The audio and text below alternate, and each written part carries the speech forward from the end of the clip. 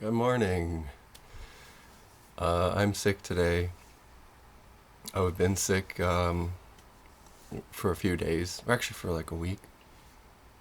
Um, this is another vlog update. Um, I don't know, is it like a mental illness vlog or what? Because it's just kind of a life vlog, but it's really colored by that because I feel like I'm just having so many problems. It's crazy. But at the same time, I have a lot that I think about all the time, but I don't really have anyone to talk to. So making a vlog is nice to talk about things. So today, proxies and signal detection. That's something I've been thinking about for a bit, and I just really kind of want to explain it. Um, a proxy is something in place for another thing. So, um, it stands in place for something else. And what I'm thinking of when I'm thinking of proxies is that we people use proxies a lot in our language and everything, but even more than our language, we use a proxy for almost everything. Um, and what is it really a proxy for? Well, it's a proxy for feeling. So, words are really a proxy for feeling as well, which is why you can say something like "I love you," and you know, it could mean nothing. Or you could say "I hate you," and it could mean the opposite. It could be kind of like some people's way of saying "I love you." That's a weird example, but I've actually heard it before.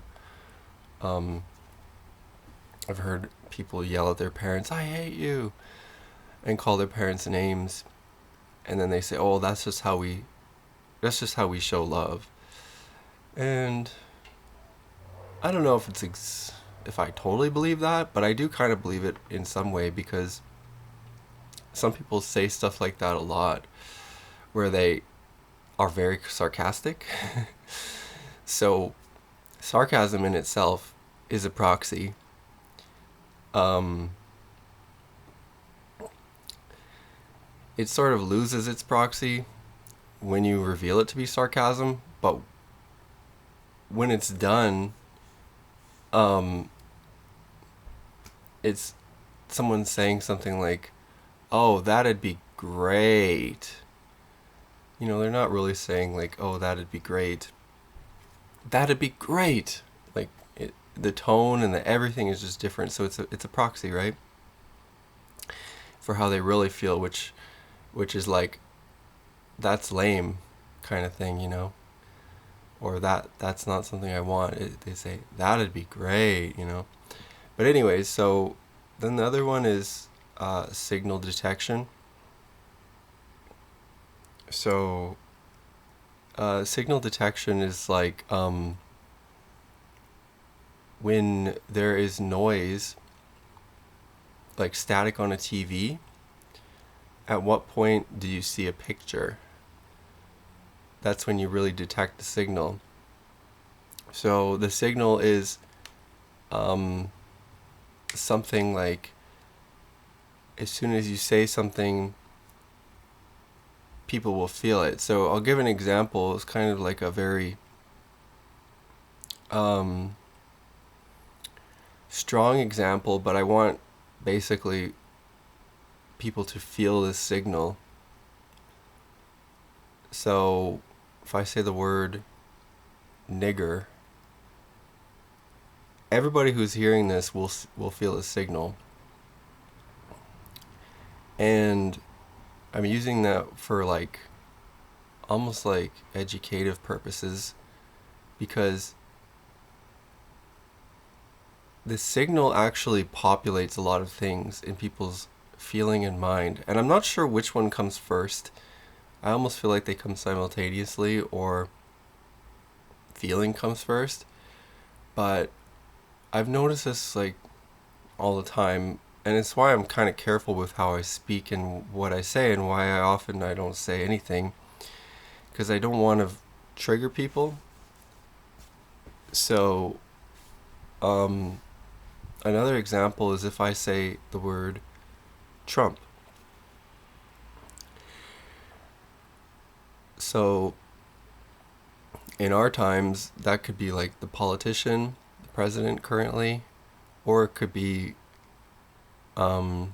used in different settings too, like a trump card, meaning something that's played on top of something else that really wins the game. It beats everything else. So,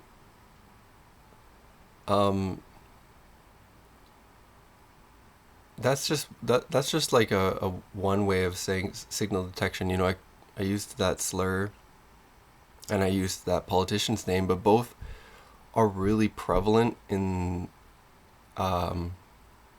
people's minds, in that they,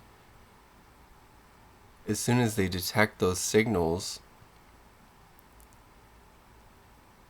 a lot of things start happening. They actually get kind of animated. And I've noticed this. People can actually get really mad. They can get happy. They can get all kind of ways. But I'm really careful when I talk to people to keep my conversations almost boring. It's almost like because I just don't want to get into anything, you know? But another one for signal detection,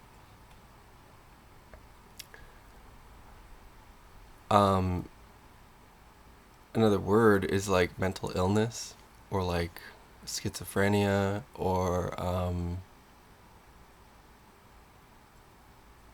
bipolar disorder, borderline personality disorder, all these terms. So they can really trigger people as well. But the thing is, though, and I think what's interesting is that people have them sort of proxied in a way. Is that these signals, once they come in,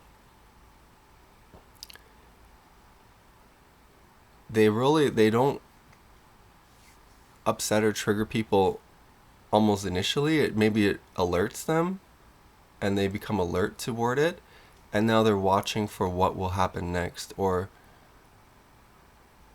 put more, I think truly, is that it's almost like a story is activated, and now they're waiting to see what the story says next. So I think that how their proxies really is for their feeling, because they hold a lot of feeling or charge, you know, certain terms or whatever. But people are waiting for, how does the story go? And specifically, I mean, how does it involve them, or the person who's listening? And really, I feel like this happens not almost with everybody, but it happens with a lot of people.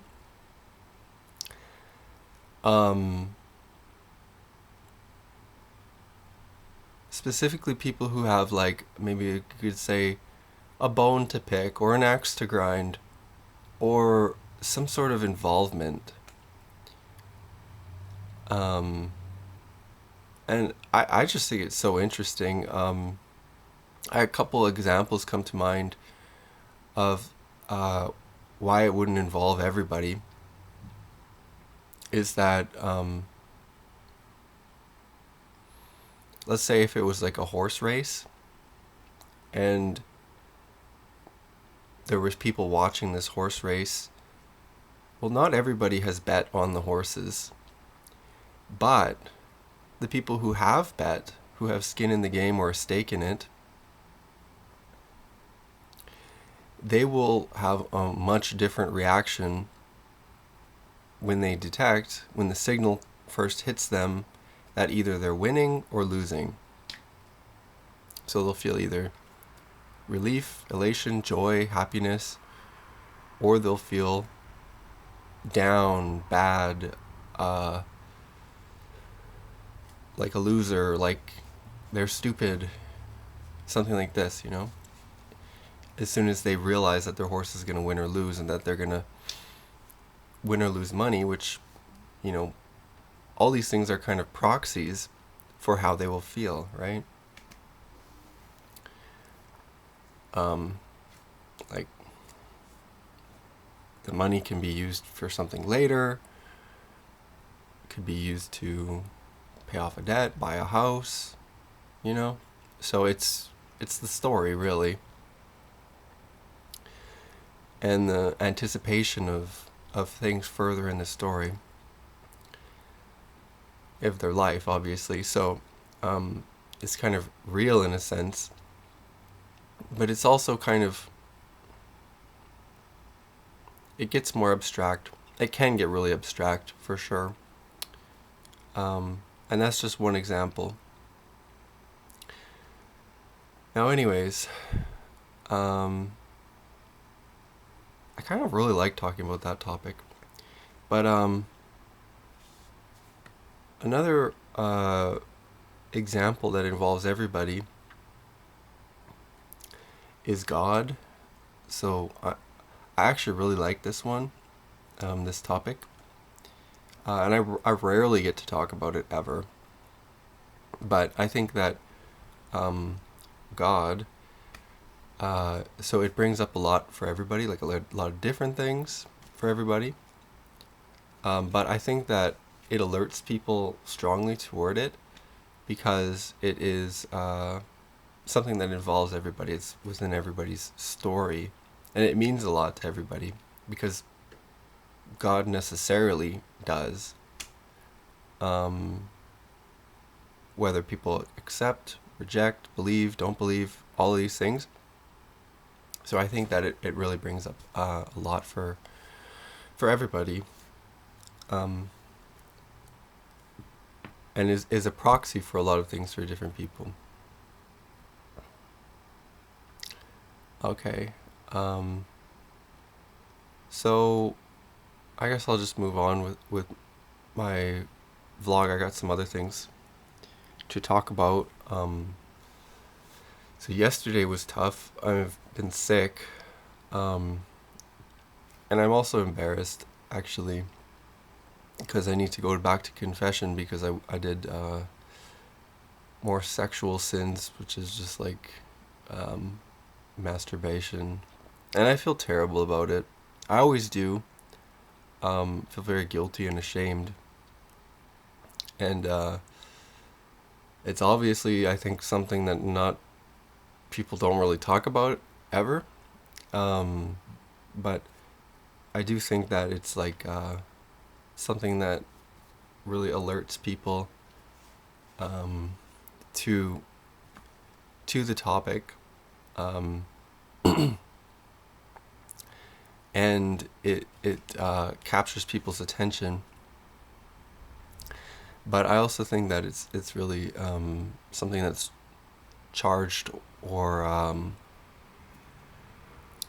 very can bring up a lot of different things for different people. And for me, it's always been a very difficult topic. I actually don't like talking about it, really. But I think that it always kind of comes up and is always such a strong part of my life that I don't talk about. That is just like sexual desire and things like this, because I feel ashamed and embarrassed. And so it makes it hard to get anywhere with the topic, really. That meaning like a more healthy way of living, basically. It's always what I'm kind of looking for, is more like a healthy way of living. I think that's important, just living in a healthy manner. But anyways, so I'm embarrassed about it. I don't feel good about it. I've been struggling with that for so long. Talked about it before, but I'm going to go back to confession, and I don't want to tell it to the priest, but I have to, because that's what I believe in.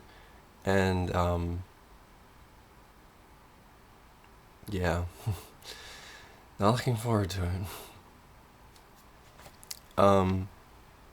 So another thing is that I've been having a hard time talking and a hard time thinking, and I don't know exactly like what's going on with me. I kind of have some ideas, but I'm kind of afraid of them. But I fear like that if I have schizophrenia or a thought disorder or something like this. And the reason I'm really afraid of them is just because I don't want to be ostracized. I don't want to be stigmatized. I don't want people to further leave me alone and just like treat me terribly, if that is the case, But the thing is, I don't even know if it's the case. Like, I don't really fully understand it, because I also have, I think, really terrible anxiety, like social anxiety. So, and also kind of like a fear of conflict too. So, I don't really get that either. Like, I don't really understand how that plays into it, because um, if I did have schizophrenia, it would just be the negative symptoms, and I don't even know if that would qualify me under the criteria to have it. But the negative symptoms, things like just like difficulty thinking, um, like hard to speak, um, things like this. But I just have like a hard time getting along with people and talking to people, which is kind of why I'm making like this video right now, because I'm not really talking to anybody. It's just I'm able to kind of like spit out some of my thoughts, which is important because most of the day I'm just getting thoughts and I never have anyone really to talk to. I do have like maybe my mom and my brother, but they're frustrating in a way because you can only talk to them about certain things, because like I mentioned earlier, their signal detection and their proxy system, they get so aggravated and triggered so fast that I just feel like I can't even be a normal human. Like, I can't say what I'm saying right now, because they'll get triggered and they'll try and talk over me, and they'll try and spin their story, and their story will start spinning into things, and they'll literally start talking for like, they'll just go on like a deep dive, like rant, and like will not stop talking, and so I know it will be like a fight, because then if I want to be heard, then I have to really basically, I don't even know, like start fighting to get heard, and then it's just like that would just put my nervous system into uh like a freeze response or a fawn response or something. So yeah, it's difficult. I'm serious. It's very difficult. Um, so yeah, so I do feel very socially isolated, and I find it tough to get along with anyone. Um, I think like something that's good that I'm doing is just making these videos, but I would like to get more um, socially involved, just so I could feel more kind of like healthy and get along with people and have friends. That's tough too, because I do hold a lot of beliefs that kind of ostracize me. So one of those is, and I can't help it, it's just funny to me. So I was, or it's not all of it's funny, like it's just important, and then sometimes I find it funny. But this one I found funny. So I was watching Nick Fuentes and he did a Jew impression and it was hilarious. And so this is where a lot of people would not like me. But I don't know. Anyways, I'll describe the Jew. So he was talking about I'll describe the Jew impression. So he was talking about Charlie Kirk did so basically this is all political. Well, mostly political. It's actually involves more things, but it this is kind of political. He went on Charlie Kirk, or no, he watched a Charlie Kirk clip, which I think him and Charlie Kirk are like nemesises, nemesi or something. But Charlie Kirk was interviewing a bunch of like young people who are with his political group, Turning Point USA, and he's kind of like a leader in that. He's like a sort of like a conservative leader, so right wing. So he had a bunch of right wing students, and basically he was talking to them about Jewish, like Israel and Jews and like anti-Semitism and stuff. And so he was trying to basically like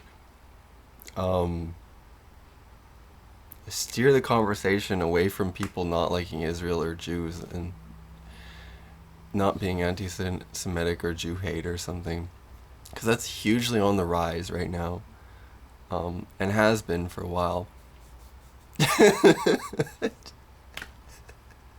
And Nick Fuentes is like watching it, and he's like just gloating the whole time. It's so funny to me, and he's just like gloating the whole time because like he's smart and he kind of knows like what the hell's going on. And he's like he's watching, and then there's this part where Charlie Kirk is like he's basically using like weird rhetoric to try and get his point across. And personally, I really hate that style. And Nick Fuentes put it really well. He said like there's like this hostile undercurrent, and yeah, there is. And Nick Fuentes also said like this is kind of like a MLM meeting, or like I thought it felt kind of like a camp counselor meeting too. But I've known guys like this, and I've had the displeasure of being in meetings like this where there's like this hostile undercurrent, and that's kind of like what Charlie Kirk was giving off. And then there was this other guy next to him. But the funny part was, so Charlie Kirk says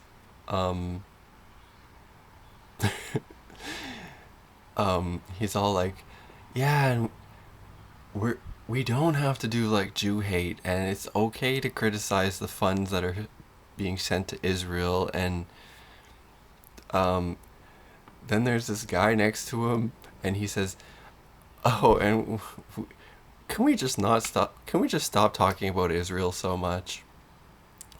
And Nick Fuentes is watching that, and he's like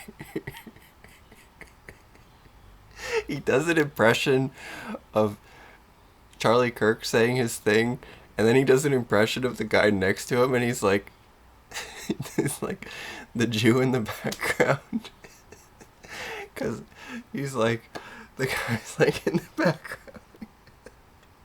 rubbing his hands, and then he's like, oh, and another thing, Charlie, can we stop talking about Israel so much?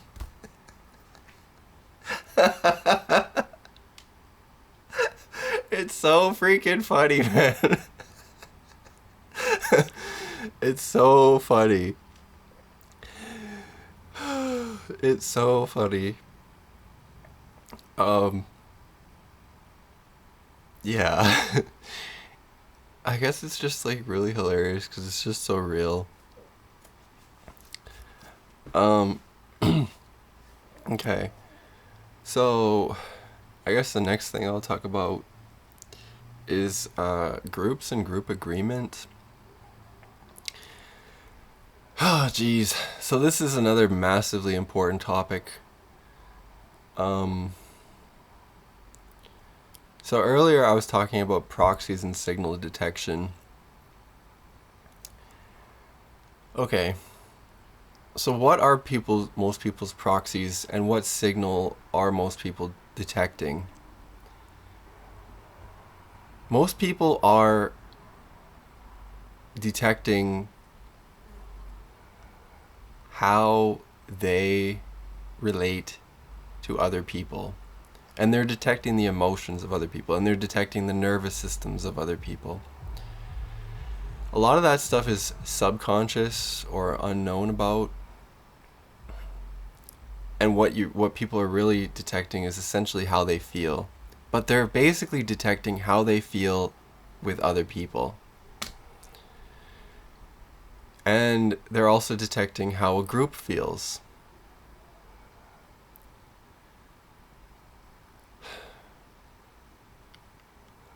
And so there's things that happen in groups, like mob mentality is like an extreme example, or stampedes or riots. These are extreme examples,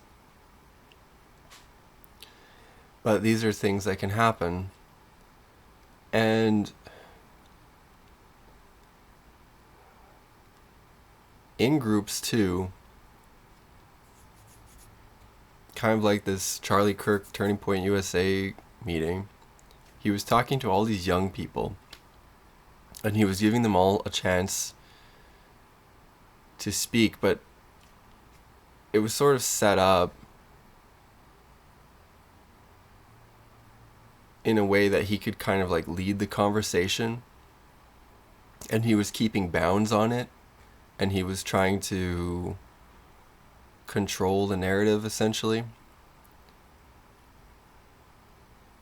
And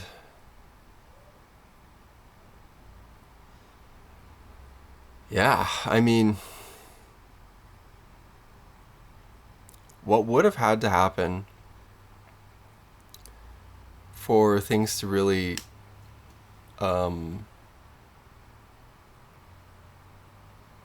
leave the narrative or leave his control would be a conflict. And the funny thing is that there's so many layers where we wouldn't even see that. We might not even have seen that if there was a conflict, because he wouldn't publish it, he wouldn't put it out. Potentially. You know what I mean? But what do people do in groups? A lot of people have they're engaged in the group, they want to talk, but not everybody talks. A lot of people listen, a lot of people wait and see what happens. And they might talk about it later. But groups are really, a lot of times, they're kind of like an arena where two people are fighting. You could imagine a gladiator ring, the Colosseum, where there's two or, a handful of people fighting, or there's conflict in the middle. And what do everybody else do? What does 99% of people do? They watch, they cheer, they cry, they stay silent, they hold their opinion to themselves, they They are not directly in the arena.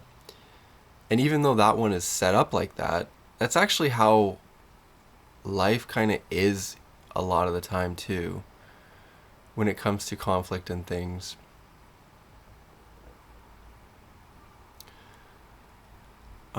Is that people just kind of watch, and most of them go along with what everyone else is doing. So actually, group agreement is very, very important.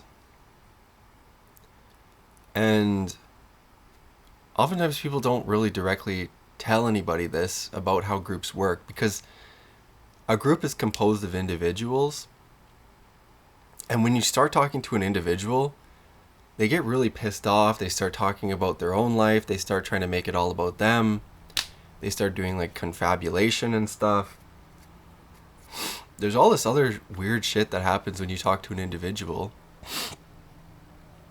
or can happen. But when you're talking about a group, or when you're talking to a group, you're really only talking to the speaker of that group. And the speaker just kind of generally rises up, and is oftentimes like the leader of that group. And I will say that actually the whole group is really important too. And everything is kind of in relation to the group, or to other people. Yeah, I think it is. Because the size of the crowd, or how many people are there, they support the people who are speaking. The people who are speaking somehow draw energy or draw something from the group, and it's really important. It's really important. I can't really emphasize how important groups and group agreement really are. I was watching a video, actually Trump posted it, about him in 2011. He was sitting at some dinner, and there was guys just making fun of him, because I think he was talking about running for president or something like this, 2011. And they were just trying to humiliate him. Like Obama was trying to humiliate him. Everybody was laughing at his expense. He was the butt of the joke. And it was kind of like a humiliation ritual. I've only heard that Nick Fuentes said that term, but I do think it's really important term, humiliation ritual. And so Trump, he sat there and he took it, all of it, and what did he end up doing? He ended up actually winning the presidency, and now he's coming back he's coming for Obama, although some people say it's a cover-up because he's doing it now during this Epstein thing. But he's coming for Obama, saying that Obama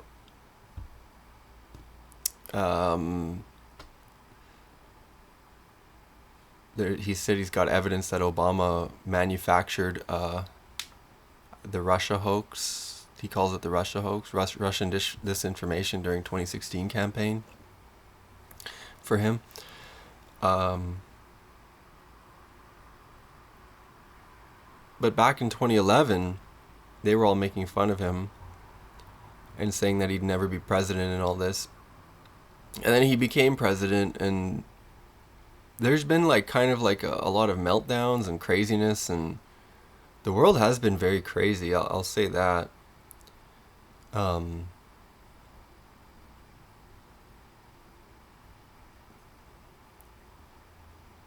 yeah. I don't know, is animosity the right word? But there is a lot of it. And I think partly that's why there's all these proxies and signal detection things going on with certain terms, especially political terms. And yeah, it's people really don't get a chance to talk about these things. That's why I think that a lot of people get really alerted to stuff, but they don't get a chance to talk about it. When you say a term, like if you said a term like COVID or um,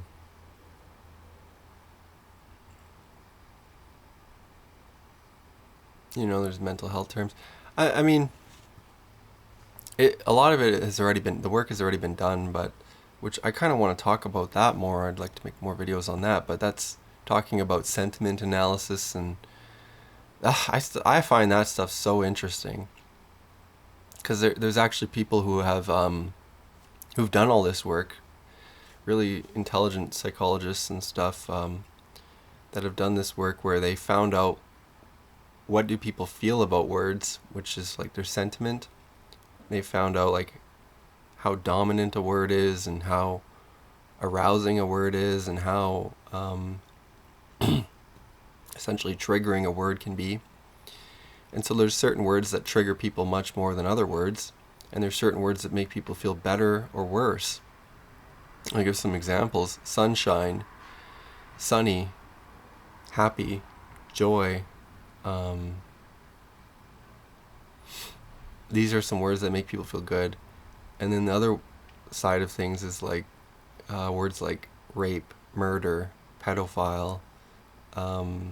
Those are actually the lowest words. You say those words and it actually makes people pull away or feel way worse. And probably for good reason, But it's just called sentiment analysis. And a lot of people, or companies rather, will spend a lot of money, and they do, figuring out how to use sentiment analysis to make more money, to sell products, or to influence political campaigns, or to influence people, or I don't know. It's a huge topic. It's a huge topic. It's huge. But it all goes back to groups and group agreement, really. Trying to get a group to agree on what a term means. And it has to be through groups. That's how our whole language and everything evolves, is through group agreement.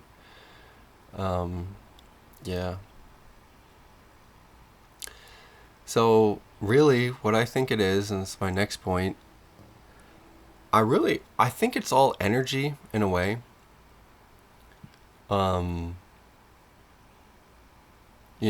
Our voices, they are a vibration, comes through the air. The air is the medium, and sound vibrates through it, and then it gets picked up by the ear, and then it gets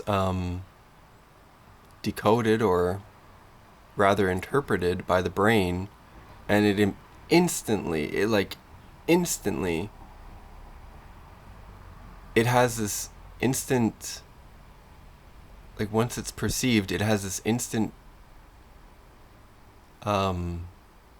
transformation into meaning. And man, that's blown my mind for a while. But the sound goes into meaning. But it's like a vibration, and so it's kind of like a wave, or yeah, an energy, I guess. And then, but I think that other things too hold energy with them as well. I think like the energy is kind of in a way it's like a feeling too. And the feeling, I don't know, it's so complicated. The feeling kind of like passes through people, or it goes through people, and um it sort of moves between people.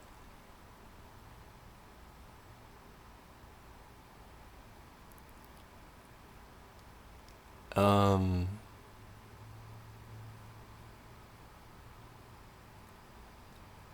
and then the feeling is so represented in everything too. Like what we build and what we do for work and all these things, it's like it's just a feeling in a way to me. Like, why do we go to work? Well, safety, security, money. And I mean, obviously, there's reality involved too. Like, you get a good job and you go to work and you can get a safe house, right? Like a decent house that's safe that you could live in and it be secure, right? But I think it's much more broad than that. When you start thinking about things, and sometimes I have this trouble where I overthink things, and then I get to the end of it, and I don't really get to go any further because I don't have anyone to talk to or any way for it to come out. But I feel like I've kind of gone to the end in some ways because and by the way, the end kind of loops back to the beginning.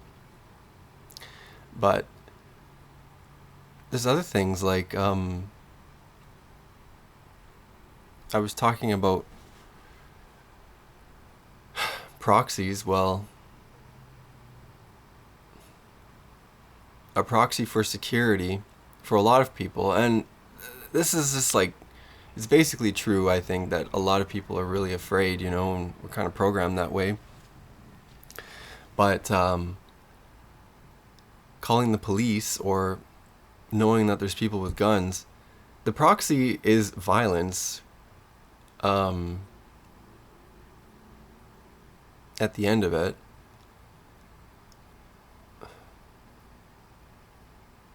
and it's just that we know that there's people with guns that are on our side, essentially, or we want them to be on our side.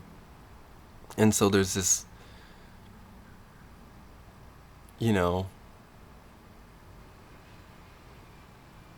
there's this true layer of violence which kind of holds everything together, but it's also energy too. Some people say we want to be at peace and everything. Well, it's strange because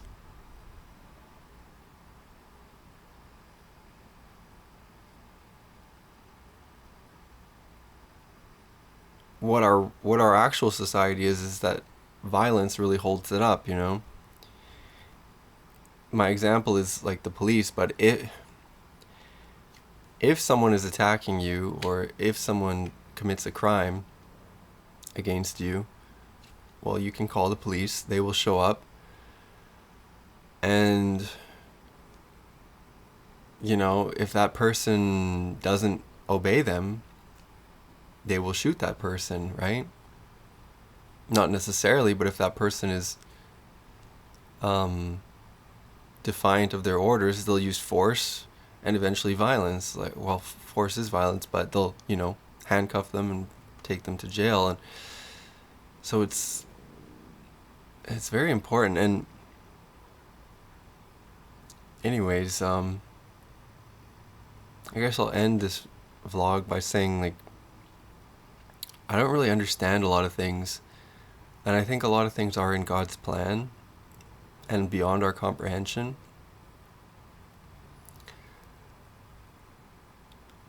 I don't think he reveals specific details